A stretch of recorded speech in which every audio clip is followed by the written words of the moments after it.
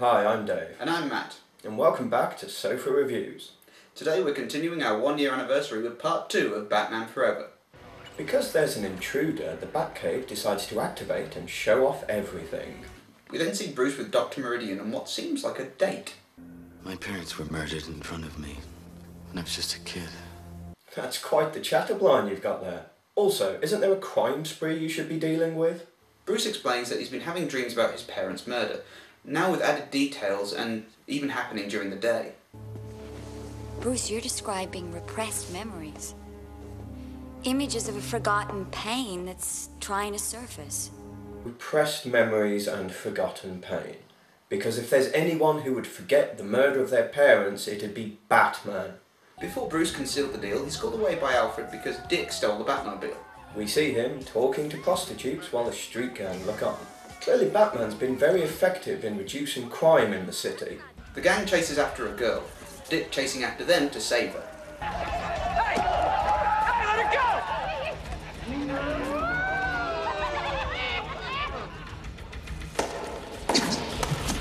go! I used to be a circus performer. Of course I can beat people up. He helps the girl escape only to get trapped himself. Batman shows up and they run off because there's only 200 of them. Dick thanks Batman for helping him by punching him in the hands. Just fall! If you had told Two-Face anywhere at the circus, they'd still be alive! If Bruce Wayne could have given his life for your family, he would have. Dave hates it when people talk in the third person. Back at the Batcave, and Dick is explaining to Batman how he wants his help in getting Two-Face. Then it will happen this way. You make the kill. But your pain doesn't die with Harvey, it grows. Why would his pain grow? Is that the only reason he can think of to stop Dick from killing someone? Alright, train me. Let me be your partner. No. I can't. You still have a choice. Yeah, you still have a choice, which is why I'm making it for you. Well, he seems confused and upset. May as well go to a party. It seems Edward Nygma is hosting a party to show how rich and successful he's become. He is too cute. How come you don't look so good in that suit? Because he's ugly. So Edward boasts to Bruce Wayne about his success, which would seem like the perfect revenge for the guy that rejected your idea. I'm Bruce Wayne, miss. Oh, you can call me anything you want. Very well, Slutpants McTramp. I'll be needing your help later. After some awkward conversation, Bruce finds out that the way to turn off the machine is to remove a small vial of green liquid before he heads in. Damn you, Slutpants McTramp! The machine starts to read Bruce's mind, but because this needs more action, Two-Face storms in. Bruce escapes to get changed into the Batsuit, while no one finds it even remotely suspicious that Edward is casually chatting with Two-Face. Piece as hell, we want him dead! Before they can continue, Batman shows up. Yay! Captain Obvious is back. This gives us another fight scene in which Two-Face barely even watches, let alone tries to kill Batman during. It's also revealed that all this panic caused Dick to shit himself. Emergency, Alfred! As Batman fights his goons, Two-Face reveals that he actually has a plan for once. Alright, boys! Phase 2! He goes down the steps shooting his gun into the air, because of course being a psychopath also means you're an idiot. His plan relies on Batman also being an idiot. And surprisingly, it works.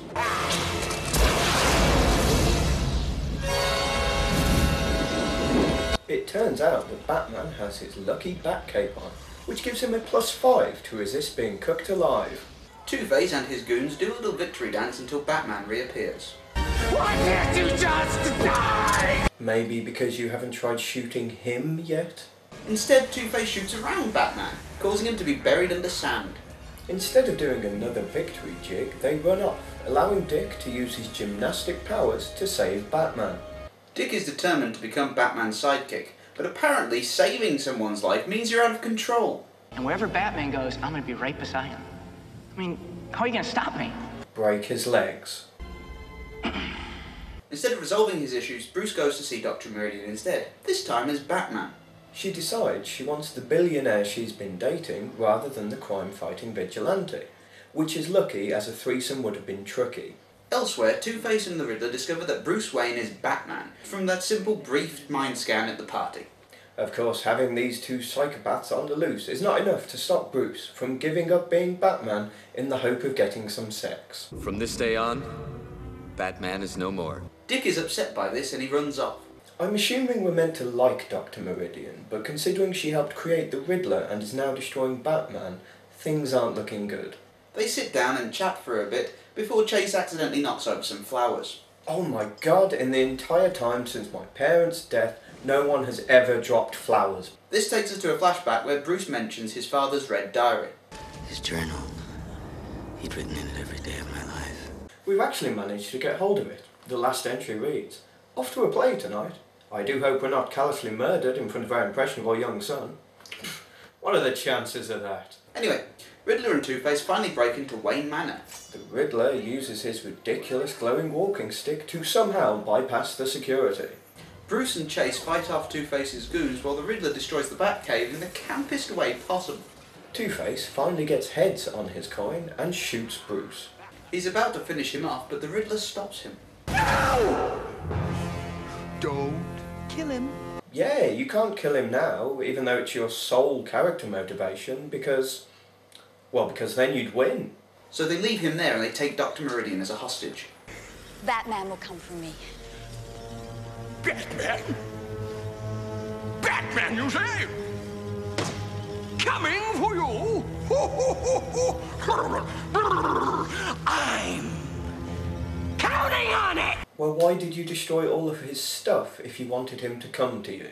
Back with Bruce, Alfred is helping him solve the riddles, even having the chance to do some backhanded compliments at the same time. You really are quite bright, despite what people say. Bruce finally manages to work out that the guy called Enigma might be the Riddler. And seeing as they now know each other's secret identities, can they have their final battle now? Alfred explains that everything was destroyed in the attack, except for one suit, the boat, the plane, and the tedious sidekick who came back for no reason. The suit was apparently made by Alfred at his spare time. R. What's that stand for? Rent Boy. And so they agree to work together, Batman taking the plane and Robin taking the boat. It turns out the Riddler was so sure that Batman would come by boat, he set up a load of mines around his island base for his legitimate company. Of course, instead of being sensible about this, we see Two-Face and the Riddler playing battleships instead. The boat gets blown up, but sadly Robin manages to eject in time. Goons approach Robin underwater, which Batman can see on his radar. He tries to leave Robin to drown, but instead gets shot down by the Riddler and so decides to help him. Luckily, the plane doubles up as a submarine and he easily rescues Robin and traps the goons in a net. We then get a tired and forced reference to the Adam West Batman. Holy rusted metal, Batman! Huh? The ground, it's all metal, it's full of holes, you know? Holy! Oh. Batman and Robin get split up as the island moves, Batman having to take a ladder to get up, and Robin having to kick the crap out of Two-Face. It turns out Robin is so useless that instead of killing Two-Face, he saves his life. Having been saved, Two-Face pulls a gun on Robin. You might say he's two-faced, but you should feel dirty afterwards. Meanwhile, Batman is being pushed down towards some spikes, but he activates his rocket boots and gets out. He rides up on a chain to the final confrontation with the Riddler. Riddler explains how he's been stealing everyone's brainwaves, with Two-Face now content with just being a sidekick. Batman just stands there and listens, clearly valuing good manners over his girlfriend's life. Riddler reveals that he has Chase and Robin captured. However, he never explains how he knew that Robin would be there in the first place, or that Robin actually existed. Which one will it be, Batman? Bruce's love, or the Dark Knight's junior partner? There is no way for me to save them or myself. This is all one giant death trap. As he apparently doesn't have time to save them both, Batman just decides to ask a riddle instead. I see without seeing. To me, darkness is as clear as daylight. What am I? Please! You're as blind as a bat! So Batman throws a batarang at the large green decoration above the Riddler, causing him to drop Chase and Robin. As explained before, the whole thing is a death trap and there's no way he could save them both, so they all survive. Before they can celebrate, Two-Face somehow gets down there in order to kill them. As Two-Face tosses his coin into the air, Batman throws more. So Robin isn't allowed to kill Two-Face, but Batman is. We then return to see what exactly happened to the Riddler. Why can't I kill you? Because when you had the chance to kill him, you left a riddle instead, genius. The film finally ends with the Riddler gone totally insane in Arkham Asylum. And in conclusion, this film actually does have a lot of good points. For one thing, it's aesthetically quite pleasing at times. While I do prefer the dark gothic style of Tim Burton, this one is very colourful and does catch your attention quite easily. There are some very clever moments as well with Two-Face standing in the middle of a room, one half completely hellish and awesome, the other half quite decorative and bright. They actually play with his two-sided persona a lot more than probably any other version I've seen, and I do quite like that. Two-Face himself actually had a really good reveal as well in the very opening, having him quite menacing and threatening before he turns to reveal his actual monster half. There are some good action spots in the movie as well, specifically the fight in the club where Batman bursts through the window. It's pretty well done, and despite it not being the best fight scene I've ever seen, it is very entertaining and does show what Batman should be capable of. A small side is Alfred as well, one of the few constants throughout the Batman series. He actually has quite a few good lines and does get involved in stopping the Riddler. And then there's Val Kilmer as Bruce Wayne. While I'm not so keen on him as Batman, I do think he does a really good job as Bruce Wayne. He shows the businessman side, he shows the sort of tortured and still trying to deal with his past side, rather than just, hey, I'm a superhero, I hide in the shadows. And finally, if nothing else, this movie is at the very least entertaining.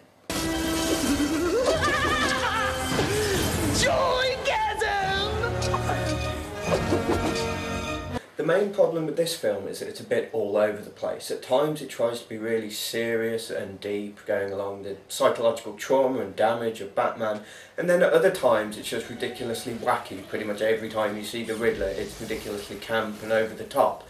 It's just very jarring to switch from tone to tone. The machine that Edward Nygma uses drains people's brainwaves. Now this really bugs me because it's not really explained. Does that mean they're slowly getting dumber and dumber? When he learns things about them, do they forget them? But that's never really mentioned, never explained, and presumably isn't how it works, but then it makes less sense when the machine is finally broken that all those brainwaves are then drained back out of Edward to presumably somehow return to their original owners.